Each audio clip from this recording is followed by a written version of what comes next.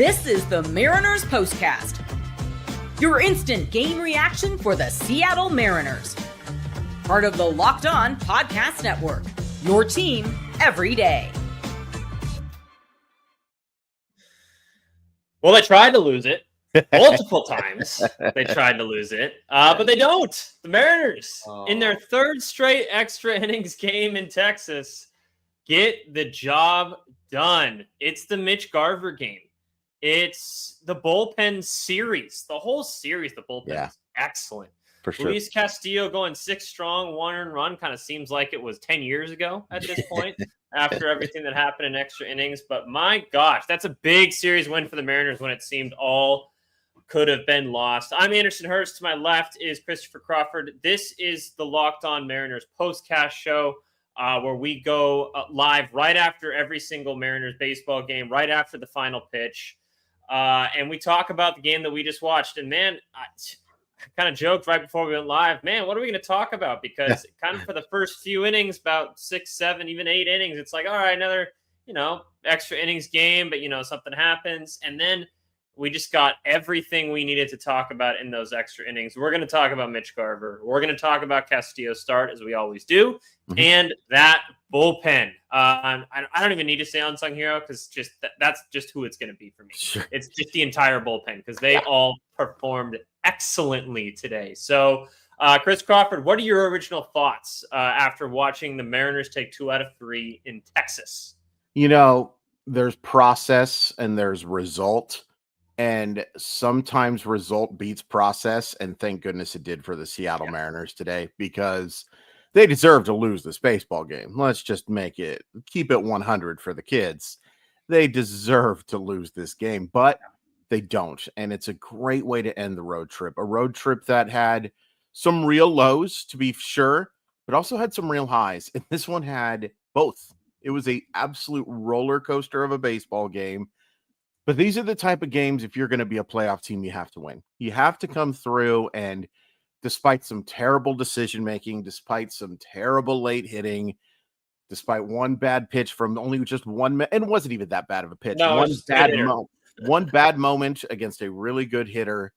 Despite all that, you still get the win, and you take 2 of 3. You might look back on this series and say, boy, it really should have been one they swept, if you want to be the negative Nelly, Nancy, or whatever you want to be. But it is so nice to see them win this type of game. It's so nice to come home for a big 7-game homestand and to take the 6 of those 10 on the road against some pretty good baseball teams. Not great baseball teams, although the Cubs are a pretty good one. This was fun. But boy, oh boy, there were some real moments. My buddy Matthew brought it up. The process did not win today. The result won, and sometimes that's okay. In fact, it's always okay. Ultimately, it's a win and loss sport. It is ultimately about that, and you got the win. Boy, we're going to talk about some decision-making because I was about ready to blow a casket based on what we were watching there in extra innings. So much to talk about, but again, Mitch Garver just saves your butt today. Yeah. No doubt. Almost single-handedly. Like the pitching was really good, but on the offensive side, Mitch Garver saved your butt. So let's start with the start, and then we'll get into some extra inning stuff. Luis Castillo, like I said, it feels like it was last week where we saw him. I don't want to say struggle through the lineup, but it definitely wasn't dominating by any stretch of the imagination. But 6 innings, 1 earned run on a day you needed your starter to go 6 innings based on how much your bullpen's pitched lately. I think that was a pretty good start from number 58. So a lot of times when you hear a manager after the game, and I've brought this up a few times, but you'll hear a guy say, oh, he battled.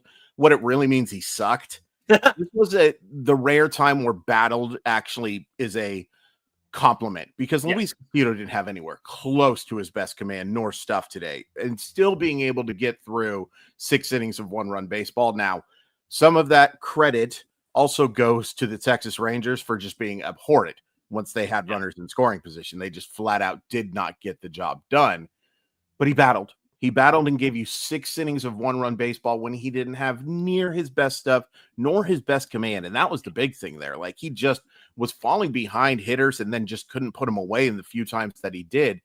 6 innings, 7 hits, 1 run, 2 walks, 4 strikeouts when you are at your quote unquote worst, like that you will take for sure. And it kind of defeats that whole Luis Castillo can't get it done on the road argument. Now, there's been plenty of starts that prove that his numbers are just worse on the road because you got to give up runs somewhere, right? And he's been so good at home. But I thought it was a solid outing from a guy who doesn't get nearly enough credit for avoiding the clunkers, avoiding the disastrous starts. Very nice job, Luis. Yeah, and as David points out, that clinches the season series with the Texas Rangers, which could be huge in the long run. We've seen how much these end-of-season races in the AL West come down to tiebreakers so often. Yeah. So that could be a big, big win for the Mariners for going sure. forward. Yeah, I look at the American League wild card situation right now, and it's kind of embarrassing that there's going to be 3 of them. Like, it's just, there's ever been a year, and there's been more than a few years where it's been embarrassing to have 6, or 6 total playoff teams. But this is huge. The Rangers are absolutely going to be one of those teams you're battling. The Minnesota Twins are going to be one of those teams you're battling. The Boston Red Sox are going to be one of those teams they're battling. And I think the Mariners clinched the series against all 3 of those teams. Yes. That's huge. And tiebreakers matter. The Mariners lost a tiebreaker last year. They lost it. Now, I think they ended up being 1 game back, but the whole thing with the Royals and blah, blah, blah. It matters, right? It matters. And being able to guarantee a series win against a division rival before the flipping all-star break is nuttier than squirrel turds. Yeah, and like Texas has started to round off a little bit. I'm not saying they're the main threat for Seattle, obviously, in the division. That's still going to be Houston moving forward. But just knowing that if they do end up kind of making their way back into this race a little bit, that you have that base covered if it comes to that's something that you can always hang your hat on. But at the end of the day, we're just chasing wins at this point. We're chasing series wins. We're chasing game wins. And they got it done today, even if it looked ugly for a while because, oh boy, the extra innings. I have a lot to say about it, so I might save that for after we give some love to our sponsors. But let's give some love to the bullpen. Let's give some love to the bullpen real quick because as we talked about, Castillo goes 6 innings. Like you say, battled, but 6 innings, 1 run baseball. It's the result that matters. That's going to be the saying of the day today, it seems like. Right. It's the result that matters. And the Mariners get the win today, and Castillo gets through 6. Even though he didn't have his greatest stuff and it didn't look pretty at times, but he gets the job done when they absolutely needed him to. And then who was it? Legumina comes in for the 7th and 8th. Just really good stuff. Looks excellent in the process. They're stretching everybody out, it seems like, because Castillo was at 91 after 5 innings, and it's like, okay, they could pull him now, but they didn't. He was like, no, I'm giving you 6. We need to give you 6, and he did. Legumina, they stretched him out for 2 innings. They stretched Bizzardo out to pitch, it seems like for the 59th time out of 60 games. It's just crazy how much he's throwing the ball. Third straight day for Carlos Vargas, and then Trent Thornton goes 2 innings. So bullpen overall just might be the player of the game today if you look at that as a whole. Yeah, you look at 6 innings of 1-run baseball and getting 5 strikeouts as well. That's pretty darn solid. I don't think we can overstate how big it was to get an extra inning out of Luis Castillo now, though, just looking at this box score, because there's no way in hell that Andres Munoz or Matt Brash were going to pitch in this game, right? After going back-to-back. There's no way those guys are working 3 straight games the way that they have managed this situation. Huge for him to get through 6. And then just an awesome job by Legumina in particular. Like, he's had his struggles at times, but the overwhelming majority of the time, the experience has been a positive one for someone who had 0 expectations whatsoever. Really nice job by the bullpen today. Totally agree. That's going to be my unsung hero, but I'm going to wait to hear Chris Crawford's, and you guys can mention yours while we talk about some FanDuel. All right, summer sports are in full swing, and whether you're all about the baseball under the lights, golf on the green, or high-stakes soccer action, FanDuel is the best way to make every game even more exciting. You're always following the action. Why not make it a little more thrilling? With FanDuel, you can get in on the game while your friends are getting sunburned at the beach, metaphorically, not physically. No, like literally for me. Okay, well, yeah, we'll talk about that SP20 next time, my friend. It's a great way to track your favorite matchups. It's easy to use. It's fast to pay out. And whether you're doing a same game parlay or you're just watching a bet right until the 9th inning, FanDuel makes it feel like you're part of the action. If you're new to FanDuel, new customers can bet just $5 and you get $150 in bonus bets if your first bet wins. Open the FanDuel app today or visit FanDuel.com to get started. All right, let's talk about the extra innings because I have a lot to say. Sure. You get to the 9th. Let me just pull up the game log here. Mm-hmm. So you get to the 9th inning. It's 1-1.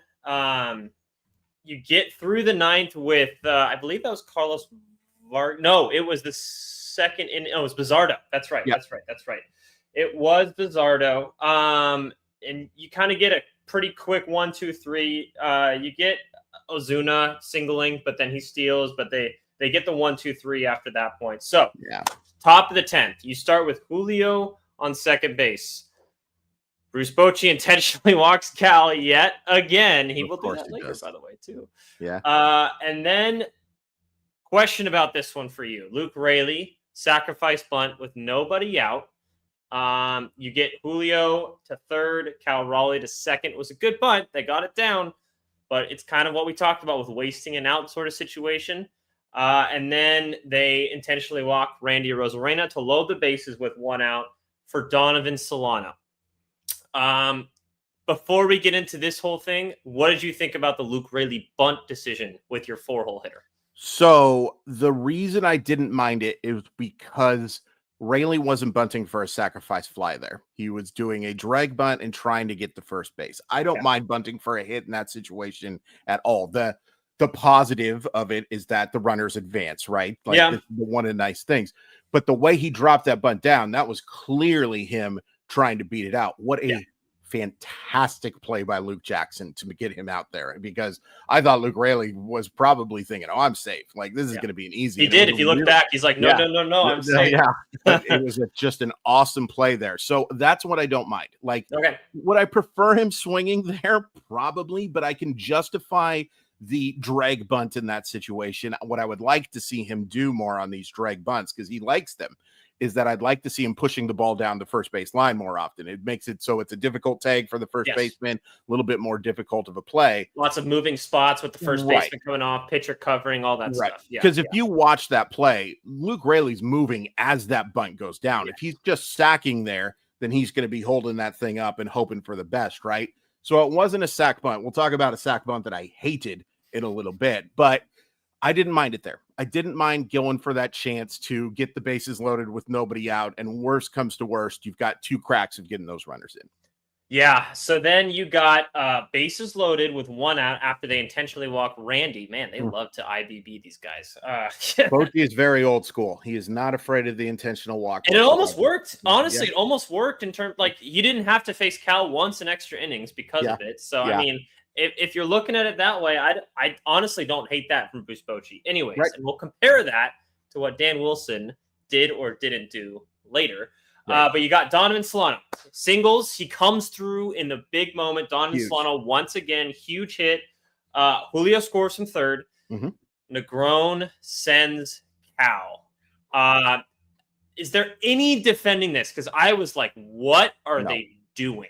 No. What are they? And I got in an argument on Twitter with this guy who says it was the wrong or the right decision to do that. And I'm just like, there's no reason to. You would have still bases loaded with 1 out, so you could still sacrifice fly and get it to the outfield, and you score 1 more run. Yeah. Instead of 2 outs and first and second. So what are we thinking here? And I get, he was probably safe. They had already lost their challenge. But the throw beat him. It wasn't even close. No. And Cal Raleigh just kind of adjusted, and because he was running and didn't slide, and you talked about this before, how not sliding can sometimes actually make it harder to tag. Yes. That's the reason why it was as close of a play as it was, but the throw completely beat him. It wasn't even close. So talk about the send from Negron there. It was an awful decision. Awful. Especially with 1 out. It just doesn't make any sense there. And you would have had second and third or first and third, whatever the heck it was, with a couple of out or 1 out. And it's easier to, with captain hindsight, to say, hey, Garver singles on the next play. It makes it even easier. But I haven't even gotten to that point yet. That's a failure in process. It's an absolute failure in process. And I take issue too with that challenge in the 9th inning, because that wasn't close. Cole Young didn't even come close to tagging homeboy. So it wasted that challenge, that wasted the ability to get. Now, should the home plate umpire get that call right? Yeah, he should have, because I think Cal Raleigh was safe by a relatively large amount. Like, he beats that. The throw beats him, but he is running full speed. And thank goodness he is, because if it's a tag, he's thrown out by like 10 feet. If it's a slide, he's thrown out by like 10 feet, because you got to slow down and all of that. It was a great throw, but it wasn't even close. I'm sorry, Craig. Like, it just wasn't even close. It shouldn't have happened. It shouldn't happen. It took a great throw to beat him. Fine. You know what doesn't take a great throw? Not going. There's no reason for a throw to happen. Yeah. Like, this is the thing. Just because there's a loaded weapon in the room doesn't mean you have to shoot it, right? There's no reason for you to send Cal Raleigh in that situation. Play for the big inning. Get a chance to get a 4-1 lead. And it's not just hindsight that this ends up killing the Seattle Mariners, because Mitch Garver comes through with a single to give them a 3-1 lead. And, you're feeling okay, but you take away that chance of that. Oh man, that was a huge moment. And Negron has made a lot of mistakes. It's a hard job. We only highlight when they do a bad job. It's just like the third base coach is the exact same thing as the guy who is holding kicks, right? We only notice them when they don't do their job right. And we should do a better job of saying terrific send, but we don't, right? It was a horrible send. It was a horrible decision in process and a horrible decision in result. And the Mariners should be thanking their lucky stars it didn't cost them the game today. Yeah, we're lucky it didn't, because, without even thinking about the Garver single after that, without even thinking about the home run, the second inning after that, you give yourself.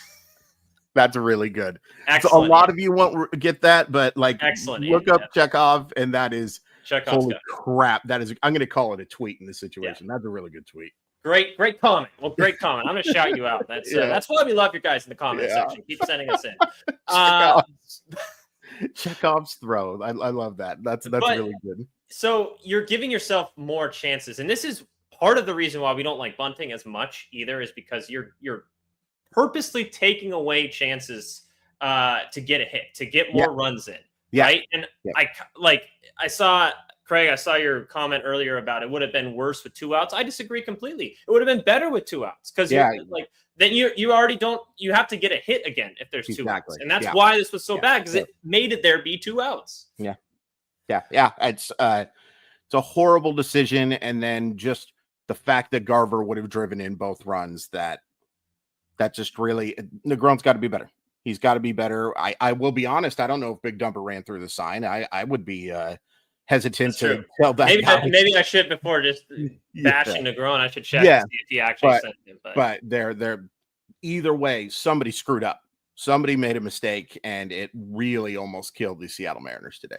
Because right after that, Mitch Garver does hit a sharp single. Randy Arozarena scores from second and scores 1 to make it 3-1 instead of 4-1. And then they intentionally walk Cole Young, and then Ben Williams strikes out. So you go into the bottom of the 10th inning up by 2. Carlos Vargas comes in, gets Josh Smith to ground out. But then this is the other situation I'm going to talk about. When you're pitching to Corey Seager, you could tell Carlos Vargas was trying to stay away from him, almost like intentionally walking him. Sure. Gets to 3-0, throws a strike, and then on the 3-1 pitch, Corey Seager just absolutely tattoos one to the opposite field. Dude's a really good hitter. I'm not even blaming Vargas, but if you are going to not pitch to him, then just walk it. Straight up. If you're just I hate the trying to be careful sort of thing. And you saw this happen a couple times with Bruce Bochy. They got called a 2-0 in the next inning. And then they said, all right, I'm not even going to deal with it. Enough's enough. Go to first. I'm not even going to throw you something to hit. And that's exactly what they should have done in this situation, in my personal opinion. So it's a tough one, because the risk there is that you are putting the tying run on first base. And it does set up some oops-a-daisy situations. The problem is that Marcus Semien, all due respect, I know he gets the slap, hit to win the game yesterday. He's not Corey Adolis Garcia is not a bad baseball player, even though his numbers are pretty bad. It's different. It's just different. Corey Seager's just kind of a different level. That I would have been fine with the intentional walk there. And as soon as you fell behind, you should have just said, all right, let's let Marcus Semien beat us. Let's let him beat us again. Let's let Adolis Garcia beat us. And again, this is not hindsight. It is just hard to fathom. And it wasn't even a bad pitch. Corey Seager just did a very nice job. By the way, at first I thought Julio was going to get that ball. And then I saw, it went like 15 feet over his head. Never mind. But it was just, that's the thing about camera angles too, right? Is that you just can't really tell. But I have a hard time blaming Vargas for that. It was just a really nice job by a really good hitter, except for the fact that once you fell behind, you probably just should have said, enough's enough. Let's go after Semien. Let's go after Garcia to get this done. Yeah, and I can't help but compare it to what Bruce Bochy did with Cal, right? Yeah. Because I think it's pretty comparable in terms of offensive prowess compared to the rest of their lineup, what Cal is for the Mariners, and then what Corey Seager is for the Texas Rangers. Right. Not that either of these teams have bad lineups. I think the Mariners is pretty average. I'd say Texas right now is playing poorly, but I think overall they have a lot of talent. You saw how Bochy was just like, all right, I'm letting someone else beat me today. Yeah. And it ended up happening. Mitch Garver beat him, right? So this is one of those where hindsight, it looks better what Dan Wilson did. But I just don't know if I agree with the process. It's a tough one. As Craig points out here, why would you put the tying run on? That's where it's like, okay, I sort of understand it. I don't disagree. It's not completely foolproof like the send for me. That's just, there's no reason for that. But this one, there's a little more of a gray area, at least for me. That's totally fair. I totally agree, Craig, that it's a tough decision, right? 9 times out of 10, I would say don't do it. But just because of how little confidence I have in those guys hitting behind him right now and how much I've seen Corey Seager just kind of on one lately, I can't completely say that it was the right decision to pitch to him. Let's move to the 11th inning real quick. Let's do it. So JP Crawford's bunt is one of my least favorite plays from Dan Wilson. And that could have been Crawford on his own. Crawford has been known to, similar to not Donovan Solano, Jorge Polanco, make that decision. Hated that. Swing the bat and give yourself a chance to get a big inning there.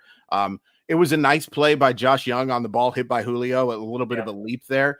I was actually thrilled that Ben Williamson didn't run on that situation because, I saw that as well. Having a chance for your big guys to come up. Unfortunately, Luke Raley, who did not play a very good baseball game outside of getting that bunt down. And you know what? It didn't end up being all that great because you took away a chance for a really big inning there by not being safe on that play. Really dislike that decision, but I think we got to give some flowers to Trent Thornton, man. Yes. The job that he did, especially after, and by the way, love the decision to walk Evan Carter, who was having an excellent game there, to get that strikeout of Josh Young and then to get the strikeout of Higashioka, that was massive. And that is why Trent Thornton is one of the most frustrating pitchers to me on the Seattle Mariners. The fact that he can do stuff like this, but I want to give him credit because his role has been really non-existent. He doesn't really know how he's going to be used. He's become more of a mop-up reliever than a high leverage guy, even though he was the high leverage guy right behind Munoz to begin the year. That was a really nice job. Really, really nice job. But I know we're running short on time too, but we've got to talk about Mitch Garver. Yes. Let's get to the bottom half of or top of the 12th, excuse me. Sure. Yeah. So we got a Rosarena singles to left, Raley to third. Very good hold by Chris. Hey, he learned his lesson. I tweeted this out too. They learned his lesson. They didn't send him there. Very, very good hold there. And then Solano, I'm still not quite sure if Raley was going to be safe or not. I'm very surprised they didn't try to get the out at home there. Yeah. I think he would have been out. I honestly thought he was going to be out. It worked out, but you know what? It didn't matter because Garver just I haven't seen him hit a ball that hard in a long time. It may be the hardest ball I've seen him hit as a Seattle Mariner. Just absolutely mollywop that thing. Yep. And once you went up 6-3, you just had to feel incredible. You had to feel incredible. And the signs of life that Garver has shown, which is so funny. It looked like we were talking about Garver being DFA'd a couple of weeks ago. And then we were looking at an injured list stint, Harry Ford, making the trip to Texas just in case. Nope. Mitch Garver's going to be here for a little while longer, folks. Yeah. And, you can be excited about that. You can be disappointed about that. What can't be denied is that he came up absolutely massive in one of the biggest wins for the Seattle Mariners this year. He won the game. If you're looking at WPA, I'm pretty sure he probably has the highest today. I would be surprised if he didn't. And that's win probability added, of course, because he hits the RBI in the 10th inning and then hits the 2-run jack in the or 3-run jack. No, 2-run jack. 2-run jack in the 12th inning. What I've noticed about him lately, and I want to know if you've noticed this too, when he was struggling, I almost saw when he would make his swing, he's looking down the entire time. Almost like, in the golfer, they say, take your swing, don't look up, let me look at the ball sort of situation. I've seen that super often from Garver. I don't know if it's a process thing that he's just trying to figure out, work through the kinks in his swing right now. But my God, it seems like maybe it's a timing thing, trying to get that lined up. But it's seeming to come out of it just a little bit for me. And maybe that is a whole, you got to figure out your timing, certain parts of your swing that you have holes in. And it seems like he's starting to do that, at least in the last couple of games. Yeah. And just feeling more comfortable driving the baseball. He's not just looking to make contact. He's actually looking to make solid contact. Right. A really nice job. I wanted to end just with one thing that I did not like, and I'm going to come across as okay boomer here. So the run scores on that sac fly, and Randy Arozarena just does nothing with the baseball. Don't do that, dude. Yeah. Don't do that. Just make the throw home for S&Gs, man. I love Randy Arozarena. I think he's one of the most solid baseball players. I will be surprised if Dan doesn't have a talk with him after that one, because it wasn't showing up the Texas Rangers, but still a 2-run game. Yeah, it's still in a place where, the ball can travel. Make the throw. Make the throw, Randy. You made some big moments. You had a really good road trip. Don't do that. Don't do that. Yeah. And there's been a couple moments of that. I remember, I think it was Chicago, in this Chicago series, when there's a wild pitch and he's on third base and he's just the catcher kind of gave up and he's jogging home and then picks up the catcher's mask and gives it to him before he even touches home plate. Yeah. It's what? Yeah. And I will say there hasn't yet been a moment where he does that and it changes the outcome in some other way, right? Sure. He knows the moment where he needs to sprint, because when he needs to run hard, he runs flipping hard. He's one of the faster guys on the Mariners. He steals bases a bunch. No doubt. On that, I think it was the Garver single in the 10th inning, he rounds third, booking it, just I need to score this run. Yeah. So I get it's a sense thing, and I totally agree. There's going to be people who don't like that you play the game hard no matter what every single time, but he is the best at knowing when he has to versus knowing when he can kind of back it off a little bit. Yeah. But yeah. I get the frustration on that sense. It's not a good look. And I don't want people to hate Randy Arozarena at all. He's been really good the last few days. I don't want people to hate him for the wrong reasons. That just gives ammunition to bad fans to claim blah, blah, blah. Just make the throw. You're not going to get him, and but there was no reason to showboat's the wrong word, but not take the play seriously is my only issue. Don't do that, Randy.